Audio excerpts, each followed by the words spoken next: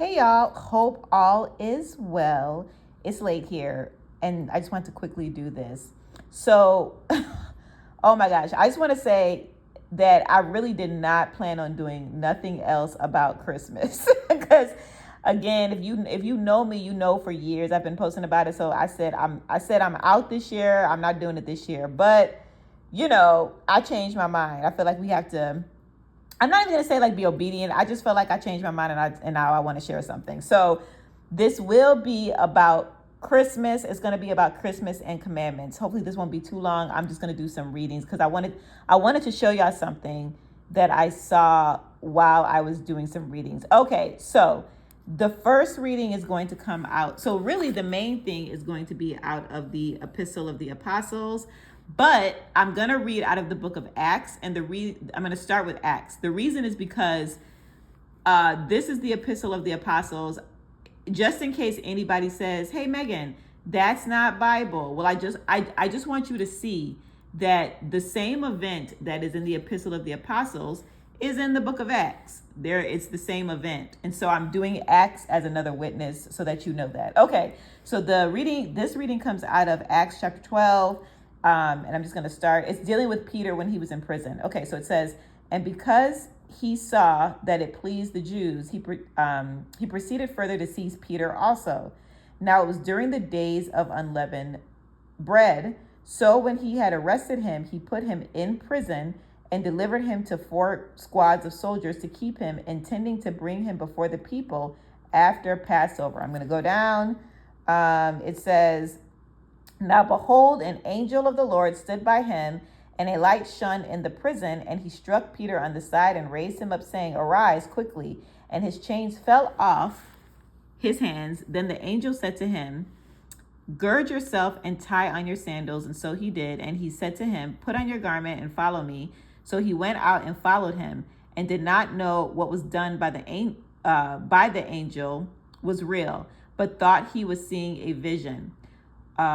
When they were past the first and the second guard post, they came to the iron gate that leads to the city, which opened to them of its own accord. And they went out and went down one street, and immediately the angel departed from him. Okay, so this is the miracle that Peter did, and it was during Passover. Okay, I'm doing that again as a witness so that in case people are like, I've never heard of the Epistle of the Apostles. So this is the same event.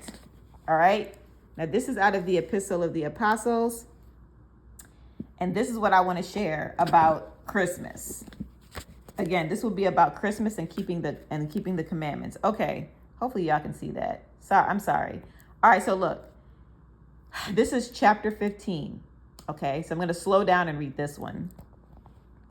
It says, but commemorate now this is Yahusha talking. This is Yahusha talking.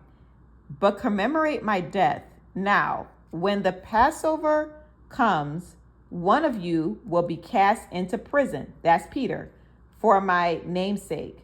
And he will be in grief and sorrow. But you keep the Passover while he is in prison and separated from you.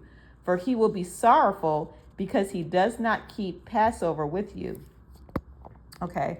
And I will send my power in the form of my messenger Gabriel, and the doors of the prison will open, and he will come forth and come to you and keep the night watch with you until the cock crows.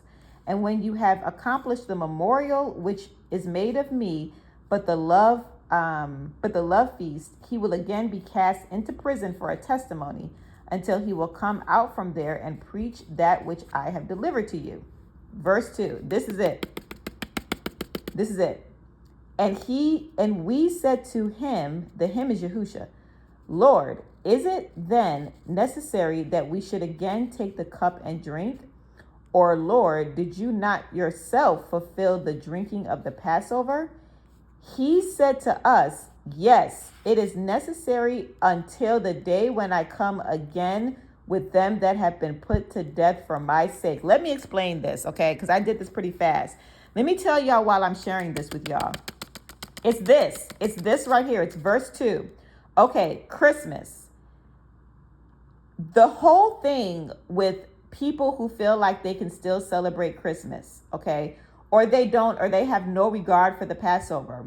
I want to talk about this because this is intense. The whole argument is, listen, Jesus came and Jesus died. And so we don't have to worry about that because we're not under the law. And so, Jesus died. So we pretty much don't have to worry about that. That's pretty much the argument. What I'm saying to you is the reason why this is powerful, and I just wanted to quickly share it, is because, oh my gosh, you got to remember when Yahusha is saying this, when Jesus is saying these words, this is after he died.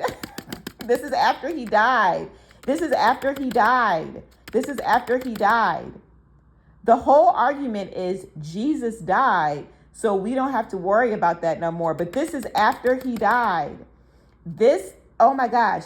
And so Jesus himself is saying, he said to us, yes, it is necessary until the day when I come again to them that have been put to death. That's the second coming. So I want to just make this clear.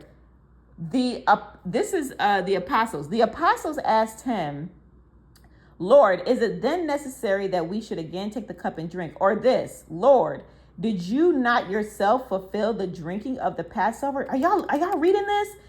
The apostles are asking what we say today. Basically, what they're saying is, do we have to do this, or did you not fulfill the drinking of the Passover? So they're saying, do we still have to do this, or did you not fulfill the drinking of the Passover? Now we know that, Yahusha, symbolizes the Passover, the blood on the door. But what I'm saying to y'all is, listen. Yahusha himself says, no, y'all keep doing what y'all doing until I come back. So the whole argument that we don't have to first of all, that we don't have to worry about Passover is false. The whole argument that Jesus came, so we ain't got to worry about that no more, and we can just, first of all, keep Christmas, which is pagan. It's Saturnalia. But Yahusha himself is saying, they're asking him, since you came, do we still have to do this? Do y'all see this? He's saying, yes, it is necessary. Until when? Until I come back, basically the second time. This is his second coming. So he's telling them, you keep Passover until I come back. We're told Jesus died, and once he died, we ain't got to worry about that no more. A lot of people know that Yahusha kept Passover. I think we all know that. The reason why I'm sharing this is because regardless, people still think that Jesus died and his death, canceled that out. But y'all don't know this because I didn't give the backstory. But the Epistle of the Apostles, this is after Jesus died.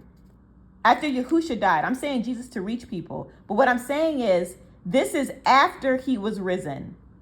So the whole notion of Yahusha died, and so now we ain't got to worry about that, is false. Because after he was risen, he bluntly says, y'all keep Passover. He didn't talk about a Christmas. And the apostles asked him, because you came, does that mean that we don't have to do this no more? He says, no, it's necessary. Well, he says, yes. He says, yes, it is necessary. Until when? Until I come back. He didn't say nothing about a Christmas. So I just want to put this, and then I wanted to show y'all this too. Now I was going to do, I still want to do it, another video on just like how important it is to Yah that we keep the commandments. But I wanted to show y'all this to you.